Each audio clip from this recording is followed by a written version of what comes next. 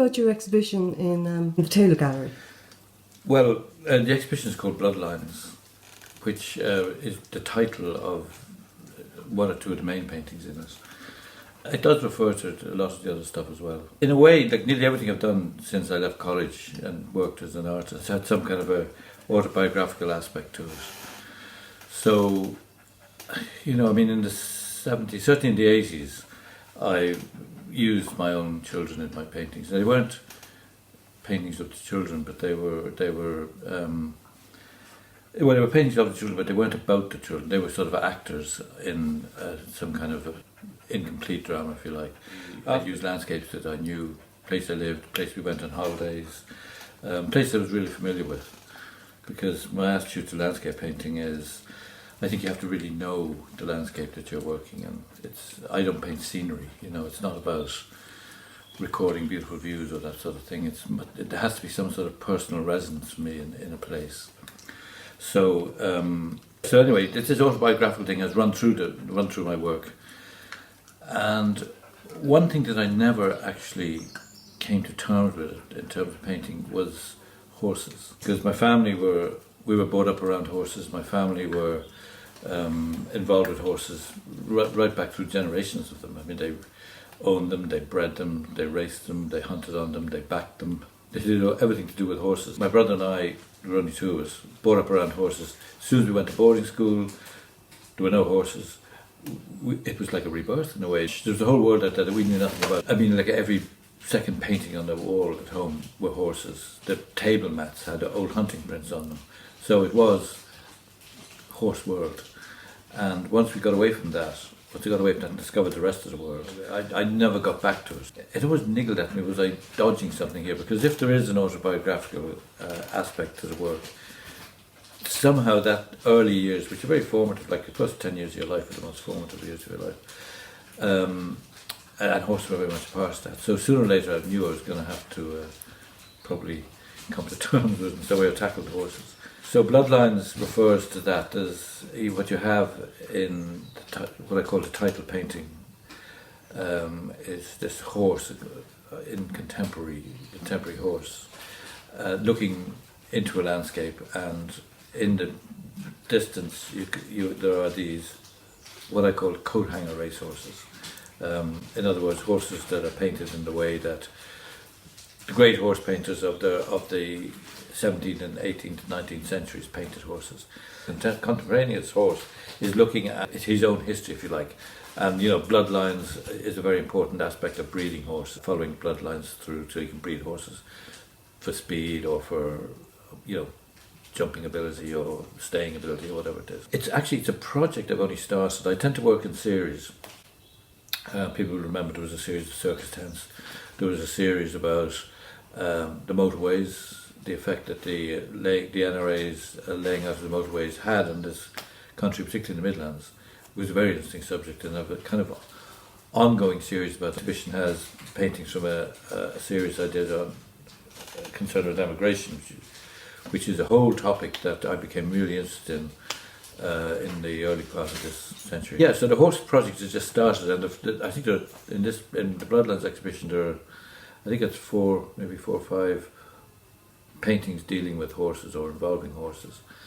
I'm excited. There's a possibility of opening up a whole new kind of series, I guess. When you were in the College of Art in Dublin, there was lots of excitement. There was a lock in and a lock out, and there was all sorts of riots and all sorts of shenanigans went on. Can you tell me a little bit about your educational experiences? Okay, well, in fairness now, there weren't any riots. There were a lot of lock-ins and lock-outs and sleep-ins and that kind of thing. But I started in the College of Art in 1968. There was a revolutionary spirit sweeping through the campuses of Europe. And the College of Art kind of got a whiff of that. But really the problems were in the college itself. It was, I remember somebody at the time describing it as an educational slum. The college was being administered by the Department of Education, who had little or no interest in it at all. And the students felt that, that really that needed to change. It needed its own self-governing body, which involved, which the department, even though they probably seemed to barely recognise the existence of the place, immediately set their cap against. So, it started off with lockouts, walkouts, protests that quickly escalated. And it was an interesting time because the first 2 years I had in the college were very structured. I was in this core year, well, it was a foundation year, it was called. You did two years in the foundation year. Then you elected to go into one of the schools. It could be the School of Painting, the School of Sculpture, School of Design, or Teaching. And so I did the 2 core years, came back in the 3rd year to go into the School of Painting, and at that stage the protests had gone beyond protests and had evolved into this kind of lockout situation. So a lot of a lot of teachers, some resigned, some walked out, some sided with students, and it meant that the educational structure broke down. There were no classes, there were no curriculum to follow. So it was actually a really liberating time. I remember getting into the life room for the first time. Previously you weren't allowed into the life room until you'd spent 3 years drawing from antique statues, which was, perhaps it was valuable, I don't know, but I remember after 2 years getting into the life room and being able to go there 5 days a week and draw. And I remember at last I felt, now I'm learning something, now this is what I came for. This is practical, hands-on learning the craft side of what I wanted to do.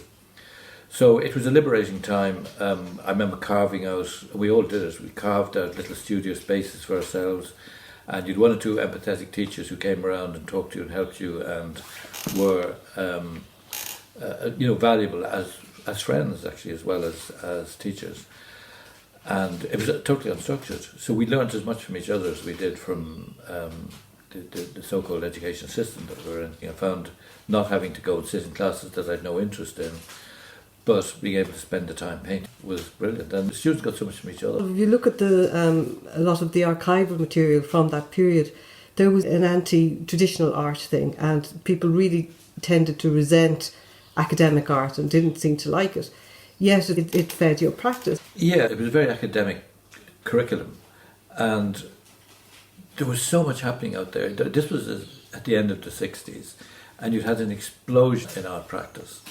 There was a series of movements, one after the other, starting after the Impressionists, you had the Fauves, the Cubists, the Surrealists, went on and on. American abstract expressionism into pop art, right the way up through it. There was no teaching that bore any relationship to what was happening outside of the college, and that was frustrating. It was like we were living in some kind of backwater. When the educational structure broke down in the college, people started trying all sorts of different things, and actually, funny enough, there was a movement in Ireland in the 70s and 80s, which was a kind of neo-expressionism, a new expression, which I think sprung pretty much directly from the college at that time. I know it was happening in Europe, but it was one of the kind of movements that fired students in the College of Art. Not me, as it happens. I was far more interested in pop art. I was interested in people like Peter Blake and David Hockney, the English pop artists in particular. The others were much more interested in the kind of backwash of abstract expressionism, and there was a kind of figurative expressionism which was big in Europe and in Germany and so on. But basically, what it was a breaking out of the academic strictures into what anything goes, and it was very liberating. The smashing of the cast was, a really defining episode. Were you there when that happened? I wasn't actually there when that happened. I remember coming in the next morning and seeing bits lying all over the place. People had been sleeping in, and during the night, these casts had been somebody taking the hammer to them and smashed them. And there was a kind of symbolism there, because it was a way of putting an end to that kind of teaching. I mean, when you spend 3 years just drawing from the antique, it was just getting you nowhere. There's a lot of talk about the curriculum of the college, the fact that it was so limited and so academically orientated. Now, the staffing was very strange, wasn't it? Out of 36, you had only 6 full-time staff members. How did that affect the students? I don't know that it did. We weren't that aware of it in painting school, and most of the teachers there, had some kind of more connection with the students, with the part-time people, because they were younger. I'm thinking of people like Charles Harper, Charles Cullen, Alice Hanratty. These people empathised with what students were trying to do. They'd come through the same system themselves, and they were, hanging on by the skin of their teeth in a way, because they were.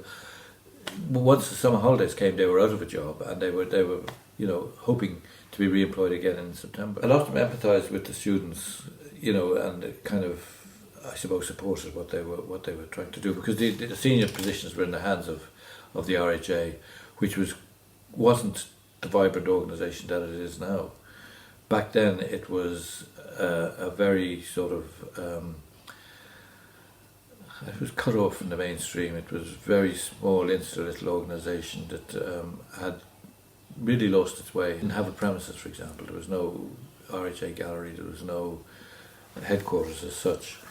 And the one thing that it had was the college, and it had the senior positions in the college, and it imposed a very academic curriculum on the college, and that was what was broken. But the RHA obviously has changed hugely since then, but at the time it was, it really needed not to be there. You know what I mean? Tell me about the people in your class. You mentioned nuns earlier. That's right, yeah. Well, there were nuns there, yeah. Because the aspect of the college that seemed to work really well was the principles of teaching. There was a principles of teaching course. And there were nuns there in full outfits, full nun uniform, I forget what they're called now. Habits, exactly. Full habits. Learning to be teachers, obviously. But as soon as the trouble started, they were all withdrawn, I think, by headquarters. It was quite a mixture there. There were three kind of students, I think, that went to the college. You had people who went there because they wanted to be teachers. You had people that went there because they wanted to be artists, or they were going there with a sort of open to anything. And then there were people who were there to fill in their time before they got married or whatever, because they didn't get into UCD or whatever, and they needed something to do. So there was an element of that. They were mostly withdrawn once the trouble started. They were right out. Parents took them out. They continued to turn out teachers, and then the fine art people were the ones that really were cut loose in a way, and design school as well, sculpture and so on. But it was the whole time I was there was a real watershed period in the life of the college, I guess. And how did you fund your art education? Oh, I went to England every summer and canned peas in Lincolnshire and Essex.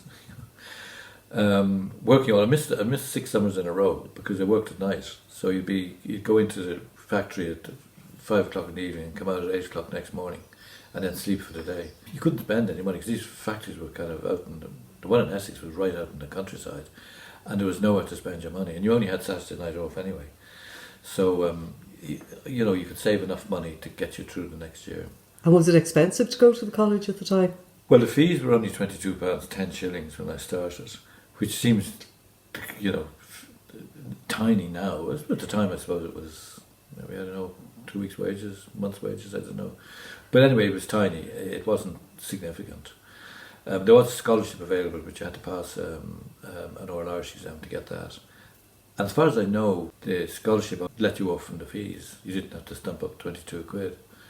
But aside from that, everything else you funded yourself, including materials. So you were always working with cheap paints, brushes that were past their sell-by date.